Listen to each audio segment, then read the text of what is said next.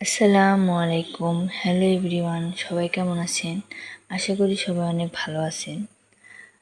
আর আমার চ্যানেলটা সবাই সাবস্ক্রাইব করে রাখবেন। 6 মাসের বাচ্চাদের জন্য যারা সলিড খাবার খুঁজতেছেন তাদের জন্য এই আপেল পিউরি। একটি আপেলের 1/4 ভাগ নিয়ে ভালোভাবে ধুয়ে পরিমাণ মতো পানি দিয়ে চুলাতে বসিয়ে দিন এবং ঢাকনা দিয়ে ঢেকে দিন যাতে আপেলটি ভালোভাবে সিদ্ধ হতে পারে। পানিতে বলক চলে আসলে পানির ঢাকনাটি খুলে আপেলটি উল্টিয়ে দিন যাতে এর পাশেও সিদ্ধ হয়ে যায়। তারপর আবারও ঢেকে দিন। 7 থেকে 8 মিনিট সিদ্ধ হওয়ার পর আপনি নিজেই বুঝতে পারবেন আপেলের কালার চেঞ্জ হওয়া দেখেই যে আপেলটি সিদ্ধ হয়ে গেছে। তারপর আমরা আপেলটি ভালোভাবে ম্যাশ করে নেব। তবে এক এক মা এক এক রকম করে তার বাচ্চার সলিড খাবার দেয়।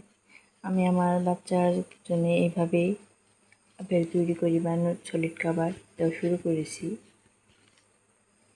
আমি আমার এই সামান্য অভিজ্ঞতা আপনাদের সাথে শেয়ার করলাম। জানি না কেমন লাগবে, তবে যদি ভালো লাগে তাহলে আমার চ্যানেলটা সাবস্ক্রাইব করে রাখবেন। ভালো না লাগলে